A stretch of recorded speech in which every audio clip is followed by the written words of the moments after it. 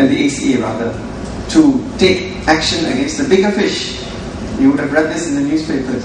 And we will also recall that the Prime Minister says leave the ACA to do what they're doing. But that's a disingenuous statement on the part of the Prime Minister, because the ACA is answerable to the Prime Minister. So an endorsement by the Prime Minister that action needs to be taken against bigger fish would go a long way in validating what the ACA has to do. But sadly, we've not seen that from the Prime Minister. We've seen nothing of that sort. So we've heard a lot of fanfare about the arrests, and that's about it. Now, to my mind, this state of affairs brings to question two very crucial questions. Brings to mind two very crucial questions. And this is something that the first speaker has already alluded to. Firstly, the first question is, does the political will exist for meaningful action to be taken against those responsible for the abuses and mismanagement?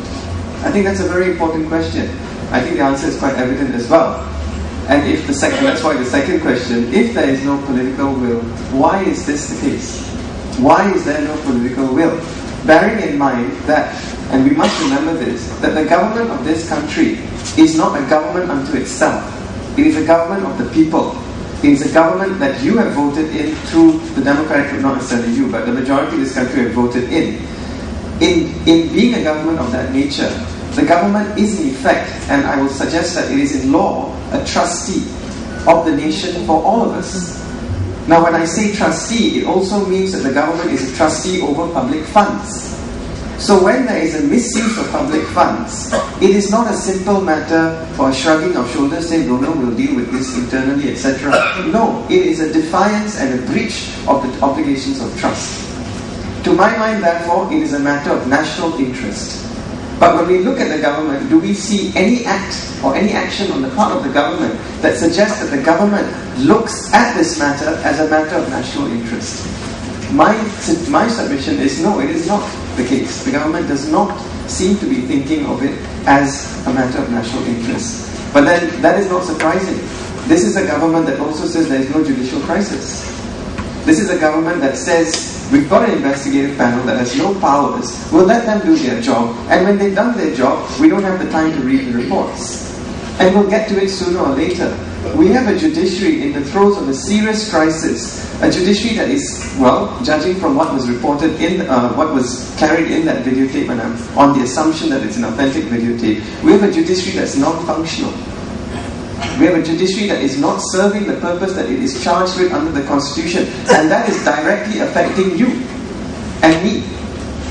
It's not just a matter of ISA detainees. It is a matter of whether or not the courts are convicting people who have committed corruption when they should, or rather shrugging their shoulders and saying, no, we don't have evidence of corruption here. That is the kind of question that is at the heart of the judicial crisis. And yet we have a government that says that's not a big deal.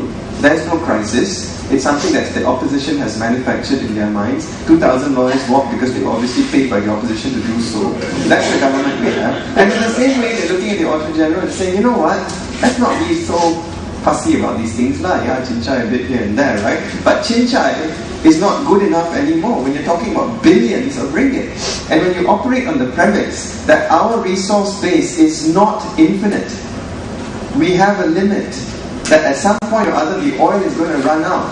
The money we have now needs to be invested wisely to allow for sustainable development. But everything I'm looking at suggests the contrary. This is a government that seems to be more interested in its own interests and the interests of those people that form the government rather than the public interest. Because if it were not the case, we would be taking serious measures to ensure that we will survive beyond the next 18 years when that oil runs out.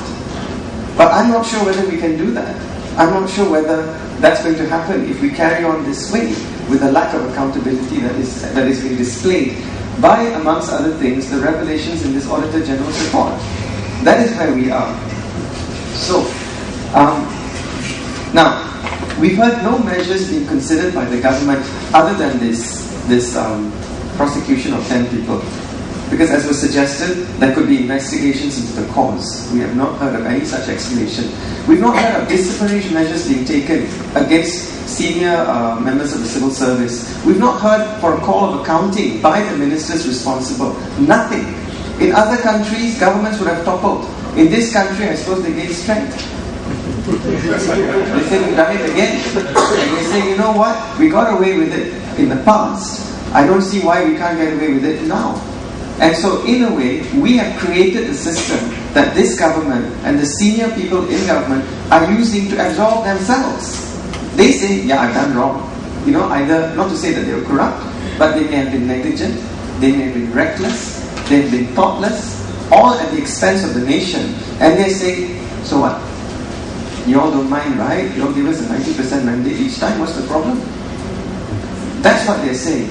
And that's why I started off by saying that this Auditor General's report is indication of a systemic failure. There is no respect on the part of the government, of the institutions, and of the legal frameworks that have been put in place. And we have allowed that to continue. I go beyond this just being a matter of accounting and auditing. It goes right to the core of the system of administration in this country. That is what we're confronted with here. So, of course, this problem is made more difficult, and I'm not just throwing it because my minister said I have to say these things. It's actually my speech. You know, when I look at why the government is not acting, I mean, I don't understand it. It defies logic. The temptation is to run and say, hey, you are trying to protect yourself, which is something that we all say. But as a lawyer, I'll not condemn without the evidence of it. But really, it defies logic. I don't understand why they're not doing anything. Of course, the inferences are clear. But this problem is made even more difficult for us because, you know what, when we need to find out important things, everything is OSA. And that shows you, we don't even know basic information about what we need to know. When you go to the polls next time, how do you know that you should be voting for this man as opposed to that person? That's a basic question, but none of us actually think about that. We all say, he's BN, I vote lah. You know, or that first pass, I'm not voting him. Gosh, I know all Islamic opposition people in government, and so on and so forth. But none of us actually think about why we're doing it. And I don't blame you, because to a large extent, you don't have the ability, or because you just do not have the information necessary to make an informed choice.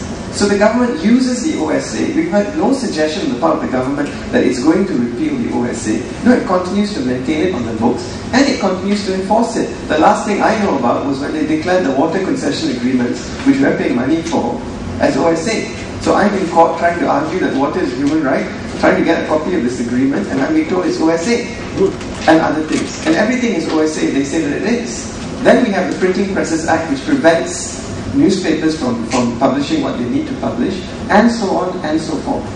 So when we look at it, we have this report which explains to us things that have happened, but when we look at the context, that's where we see the reasons. And the simple truth is, we have a covert government. We have a government operating in stealth, because they say, you don't need to know. What's the problem? You've given us the mandate. So you don't need to know why you're paying more money than you have to.